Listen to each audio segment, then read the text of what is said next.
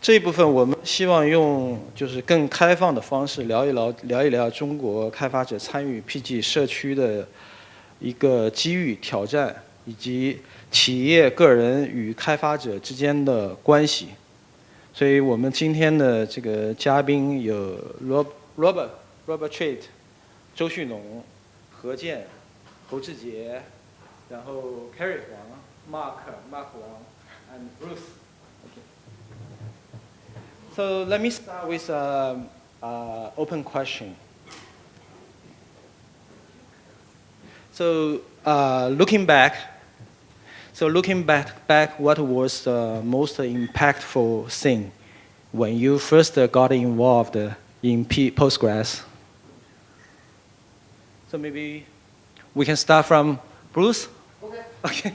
Thank you. The most impactful thing for me was I realized how smart people were. Because when I was in Philadelphia, I was kind of smart within my small circle. But once I started working with people all over the world, I was like, I'm not that smart. And I have a lot to learn from these other people. See, I need a minute. Mark needs a minute. I guess I will go next. The most impactful thing I think I have done since I started the Postgres journey, I think was those blogs.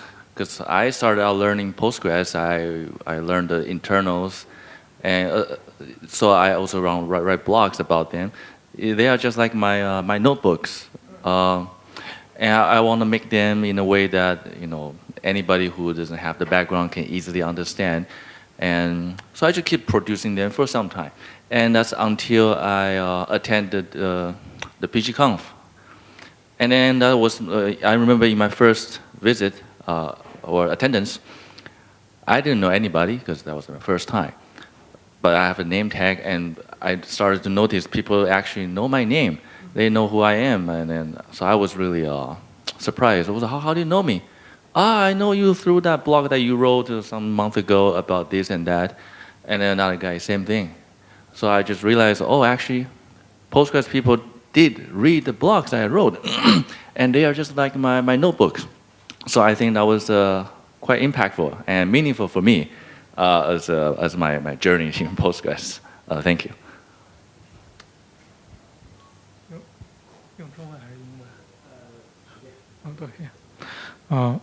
对我影响比较大的一件就是刚到社区做贡献的时候，然后第一个 patch 做的是 parallel insert, but that patch got reverted. Yeah, so that's a failure. Yeah, but why it is impactful is because in this journey I also learned a lot of knowledge from the committers who argue about to revert my commit. yeah, that's my most impactful thing. 对于我来说，我觉得就是这个mailing list 的邮件列表，我们现在网上还能查到2000年、1999年之前的邮件讨论。我觉得这个事情在这个互联网上是一个不一样的存在，因为很多的资料现在，比如说2000年的你都查不到，然后Postgres 的这种各种讨论，2000年的你现在都能看得到，你也可以，这对于一个 long-term open source project 是一个 is a very important thing to see the previous archive，而且这个and this mailing list is very unique because I also checked other open source project. The discussion list is one mail message per page, and in Postgres hacker list you can see the whole discussion very easily. And I didn't see other open source project do the same thing, and it's very good thing, really good thing. Okay, my first impression of the community is, I think is a keyword that consensus. And as we know, to reach a consensus in a distributed system, it's quite expensive because we have a lot of network cost, and that in the community, the hackers are from the different backgrounds and work for different companies and have different kind of skill sets. But I think that the cost of the communication actually paid off, because to reach a consensus, we kind of need lots of reviews and lots of tests from different kind of people. So the patch itself becomes better and better. And when it goes reach the stage of committable, and I think has higher quality than other open source database controlled or managed by a single company. Yeah, that's my answer. Thank you. So it's actually hard to pick one. There were several impactful things, but maybe the most, very far back, when I was just kind of getting started with databases, I didn't have a formal education on them. And I remember there was a proprietary database I won't name. They had this article called Ask Tom, and you could ask these like very complicated database questions, and this guy named Tom would maybe answer 1 or 2 a month. And it was always like, oh man, I wish I had access to a person like that who could answer these questions. And then, you get on the Postgres mailing list, again, like that history and what's there, and you see all those. And then there happened to be a guy there named Tom who could just answer all these questions, and he was doing it like, 10, 15 a day. He will answer any question that you send. And I just thought, like, this is like when you can get access to the people behind the software who are writing it, and they give you that information freely. Like, it's so much a better way to build, something powerful. And I was pretty sold on, like, this is the kind of community I want to be in to further my technical career. So. Mark, you ready? No pressure. I hope it'll be okay. I think it's being able to adapt and finding something that I feel that seems like I'm actually helping with. Once upon a time, I dumped a whole ton of performance data onto the mailing list, and I don't know how many people remember that. It's been that long ago.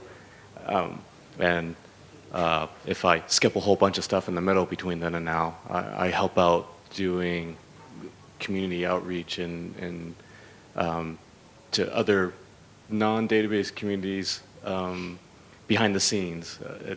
I'm not necessarily out on the front sometimes. Sometimes Robert is there too.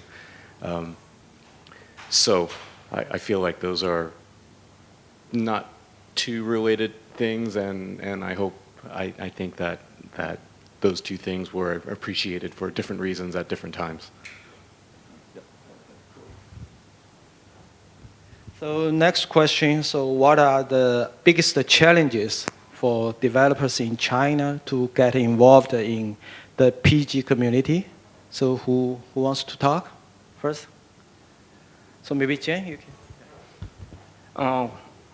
我觉得最大的困难就是说刚开始你在那个搜索引擎中，可能搜不到这个 hack list 的这个邮件列表，因为你可能要稍微点几下才能找到这个hack list 的邮件列表，然后我感觉如果你一旦找到了这个，如果你喜欢做这方面的工作，然后应该就稍微比较简单了。对，我就觉得这个 discoverability 有点小问题，对。Okay, I think the first barrier of Chinese hacker is language, because since that English is not our native language, and but I think this question is this issue kind of mitigated in the age of AI, and you can kind of write an email in Chinese and try to use your AI to translate it into English and kind of vice versa. And so I think AI can help a lot to remove this barrier. Okay. So other than language, so Zhijie, do you have something to say? 我觉得就除了语言以外，还有另一个就是跟别的社区的那个 PG conference that Vancouver compared to that, like our conference seems to not have a meeting that called patch workshop, like which for our developer that can discuss with other committers or senior contributors, like to discuss how to improve their patch, how to write a good patch. Maybe if we have such a workshop, like the new developers or even me can also learn more from them. Yeah, can help our to contribute more. Yeah. Harry have something to say. Okay, I actually agree with language being one of the problems or barriers, and also the discoverability of what to do. And for me, I think the most, I would say difficult, and for me, the most difficult part of engaging in the community was to actually know what to do. English you can improve, you can use AI to help. Patch you can review with the help of AI, but once you get to, you want to actually produce a patch and submit to community. And for me, I think the hardest part is to know what exactly do I write a patch for. Okay, I know I can attend a workshop to improve my patch, but I have to, I'm starting on step one. What patch? Which one? Which component? Which side of the story? Or which, what do I write a patch for? And so I try to, okay, let's start with front end. Maybe that's easier. Or maybe the protocol part with communication, because I used to work with networking a little bit. So I think for me to discover, to pinpoint, or to identify I would call it a niche within Postgres is actually not so easy. For the Chinese especially, picking something easy may not get attention. Picking something harder is hard to get started. So I think that's always one of the challenges. I hope you agree with me. But Okay. So Bruce, from your observation, do you have something to add, or you give us some advice? Yeah, I think it's a two-stage question. So your talk did a very good job of explaining the mechanical challenges of getting involved, whether it's English or email or trying to apply a patch, understanding the workflow. And I think a lot of people have gotten to that level. I think we can make it easier for Chinese. I think maybe if we have a blog or some kind of material like your talk that we can point people at in China to say, if you want to get involved with Postgres, here's the things you can learn, so they don't have to learn all the stuff you learned, you can teach it to them, right? And they can learn it. I think that would propel it very far. And I think the second one is a little more subtle, and that is having Chinese in leadership positions. So obviously, if we look at the release notes, I think the release count was 26 or something. 26 people, and that goes back for a couple of years, right, Mark? Yeah, a couple of years we've had 26 from one country. That's good. Now, I know China can do better, but that's still good. But I think the next stage for China is to have Chinese people in leadership. That is, Chinese people as committers, Chinese people as prominent speakers at conferences, Chinese speakers in the security, much more involved in the leadership of the project. And to do that, the trick is to get the Chinese people to meet a lot, to develop personal relationships. Oh, yeah, sure. So some of the leadership things, if you don't have a personal relationship, you haven't talked to the person, you haven't had a beer with them, I can be critical of the community, but I think having that personal interaction would allow them to have more of a opportunities for leadership. We've had a similar problem in Japan. So Japan's been involved with Postgres for many years, but I still don't think we have enough leadership people from Japan in the leadership of Postgres. And I think that's the next stage for people who have figured out the first part. Sure. That's good advice, right? We should go out to join more conference, and we can invite more senior members to this conference. Right? Yeah. Okay, next question. So, what makes a patch more likely to be accepted by the community? So, who wants to talk the first? So, OK， Okay, so I'm just sharing some knowledge I learned from the 2 years ago's PG conference at Canada. Yeah, in that conference, I joined the patch workshop and discussed with Robert Hess about how to write a good patch. Yeah, I was discussing about my DDL replication patch. That's a very huge patch, and Robert gave me a lot of suggestions how to make it better. And first is like in your email, like you for such a big feature, there are always a long email thread. There are hundreds or thousands of emails there. But as the principal author of this patch, you need to summarize your discussion or the design at some interval, like a week or a month. Like this can help the newcomers to understand your patch easier. And another thing is you need to write a very good commit message for each patches, because people usually want to split the big patch into smaller ones, and each one should have a very good commit message that can help people to understand it. And in your 001, in your first patch, it's better to write a summary, like how the design, how the architecture, and how the following patch to implement. That can also help. And if you have a good commit message and summary email, and you also need to improve your comments in your patch. Like I have some experience to write comments because I have write some features in logical verification, and my experience is that the comments I wrote is always much more than the codes I wrote. Yeah, it's about 2 times more than the code. Yeah, so that also helps a lot for the reviewers to review your patch. Yeah. Okay. So Jen also has a lot of accepted patch. So maybe Jen can talk something. Yeah, I read some many created table like related patch, and also some DDL related patch. So I think you can also mention how other database behave. In your message, you explain how other database behave. You can reason about it. Yeah, that's the main. That's the small issue you can improve. Okay, Robert. Yeah. So I just want to say, like, with you specifically, one of the things that's so underrated is helping people review patches. Mm-hmm. If when you want to get your patch in there, what actually is really helpful is if you've reviewed a lot of other people's patches first. And that's what I first noticed you on the mailing list was not actually the patches you were authoring. It was this guy's reviewing so many patches, and he's helping so many other people get their things done.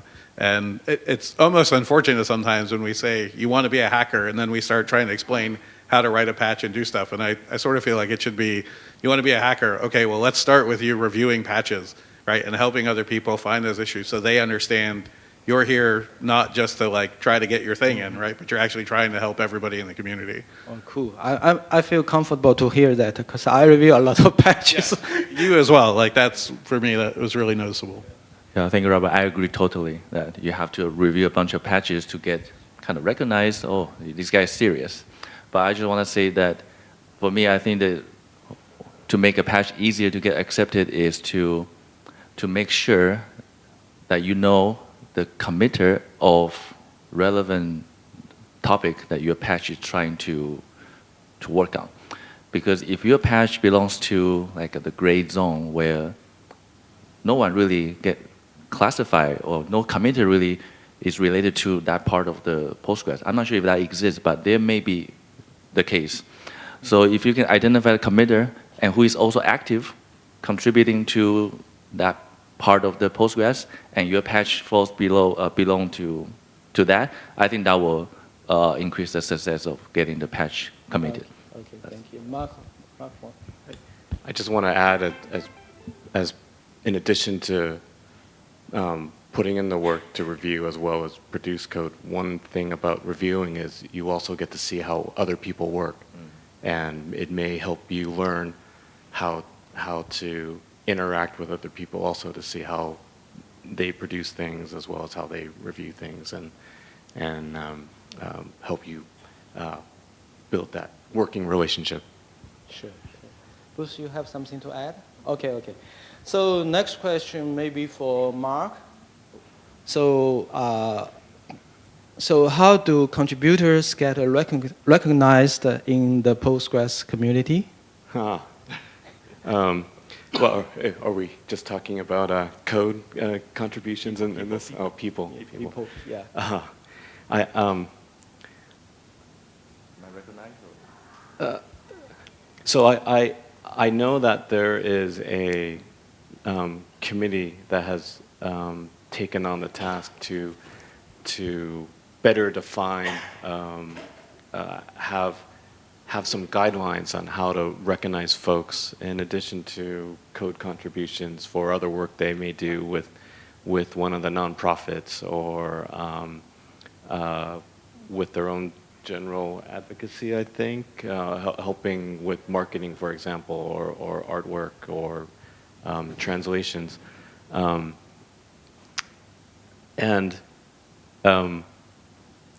This group is trying to do the right thing in recognizing folks for their work. I feel a little bad not knowing the specific details in some of those things, but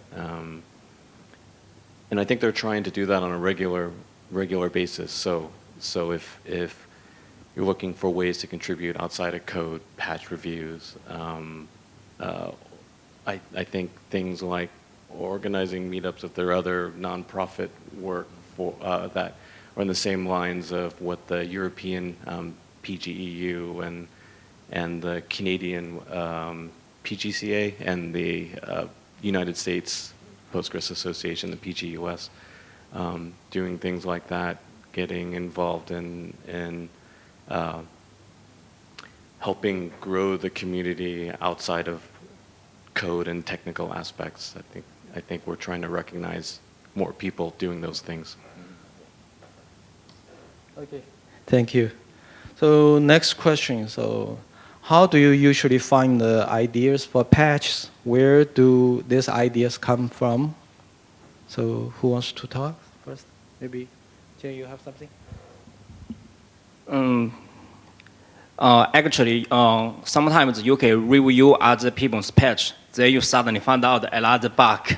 Yeah, that's the unaccidental fund.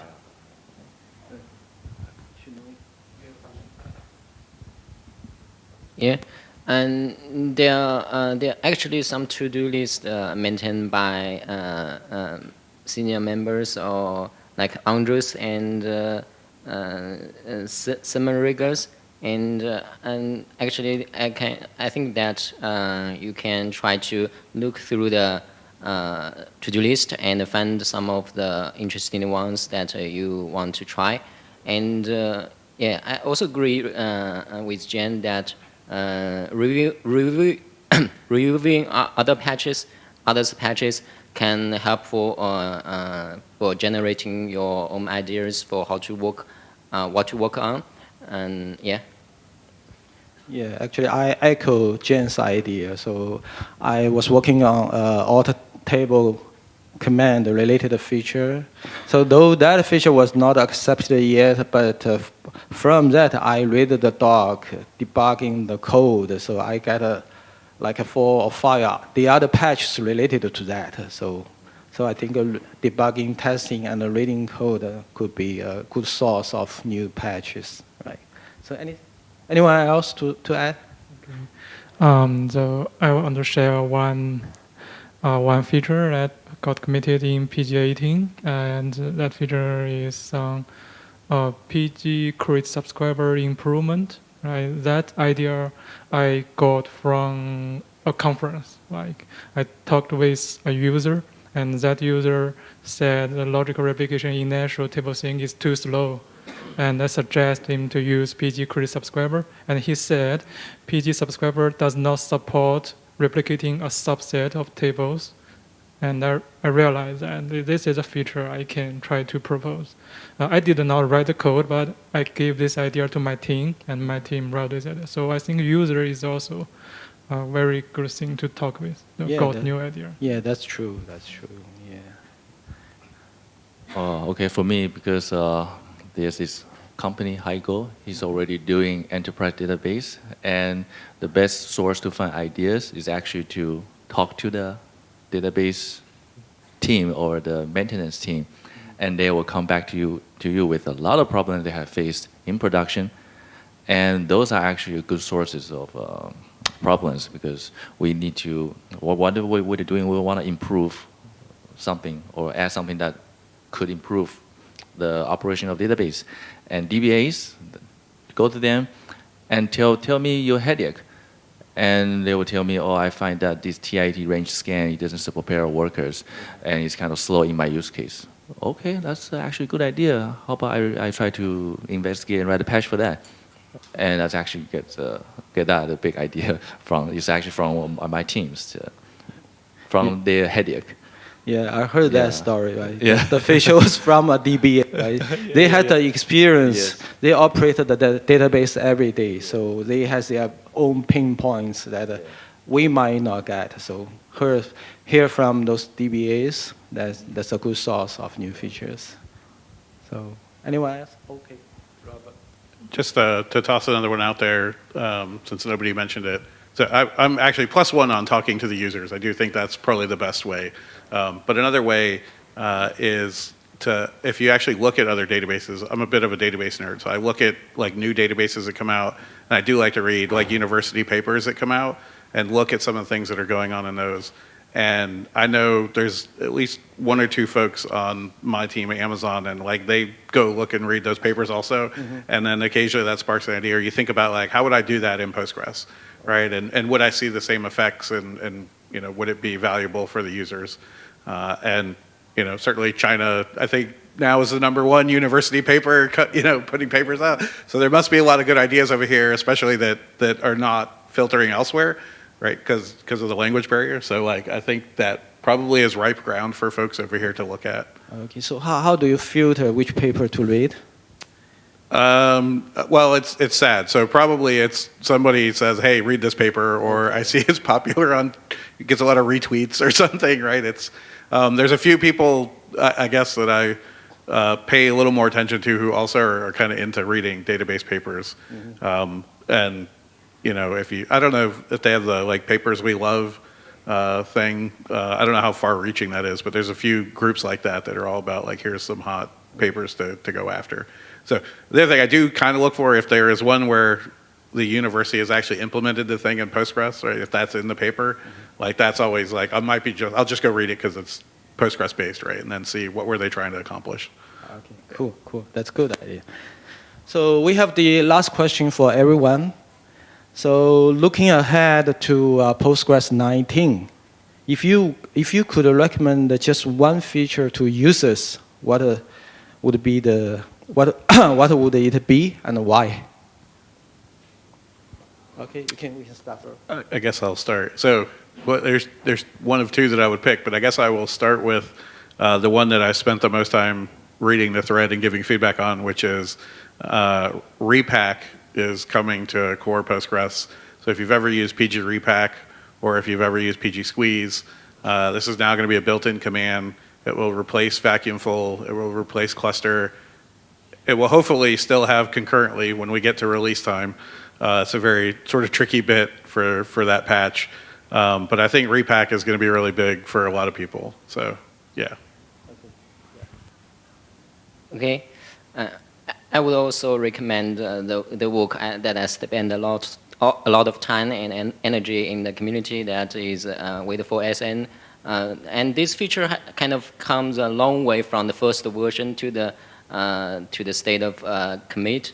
And I think that it solves a long-term issue that read after write consistency in asynchronous settings. So that I think it could be useful for users. Of course, I think that it will be more stable and more robust after more user cases, and then they maybe expose more issues and bugs that are not found in the review process or in the testing process. Yeah. I wanted to mention recent improvement about the Mason build script, even though we don't have many improvement with Mason on PG19. But recent year we have many Mason build script support. They it's more easier to build the script, run the Postgres yourself to have fun with it. And today I see many people still run on PG14, but and after they upgrade, they can build the script more easily. Okay, the feature I would recommend is the online word level change. So previously, user can only change the word level by restarting the server and change the option, but now user can directly change it without restarting. And I think it's important because nowadays more and more like clusters do not accept the downtime anymore. So if you can change an option directly without restarting the server, that more people will use it. Yeah, that's my recommendation. That's amazing. I didn't realize that, but I just heard some DB complain about that. They want like a logical replication feature, maybe just on a single table, that they have to like change the word level, then restart the server. He wanted a feature like to without a restart, then just replicate a single table. Right? So maybe that has been implemented. It's there already? Oh, okay. Yeah, they will be happy with that. Okay. And for me, I think I would just recommend the feature I actually built just to help the DBAs who have the need to move a lot of data based on TIDs. And before it can only be done in single worker, and now they can have multiple. So in their workflow, when they need to do the migration for some purposes, and you can use the TID range scan in parallel, and that will work much faster than the sequential and even the parallel sequential path. So that's something I want to see them being actually used to evaluate if it actually has any significant benefit to use a parallelized TID range scan. One of the things that I was having fun playing with was that plan advice extension. That made it in, right? Yeah. Oh, did I just repeat what Robert said? No, from Robert Haas. That's Robert. Yeah, Robert Haas. Yeah, right. Yeah, so I was having fun with that because I still play with some of these TPC benchmarks at times, and the one that does these star schema snowflake joins, they're planned. A nice way to put it, very badly. And with the extension, it was sort of fun to play around with the plans to try to identify which ones, what type of these queries really can't be planned, like it physically can't be planned well versus just planned poorly, so we can actually give a few hints and get them to run faster as opposed to not at all. Cool. Yeah, I'll say repack too. Oh, repack. Okay. So repack is hot and sexy, right? Okay, that's all for today. So I think everyone, hopefully you enjoyed the stay with Hall in Jinan. So hopefully we can meet soon in next month in PGConf. Right? Thank you, everyone. Thank you.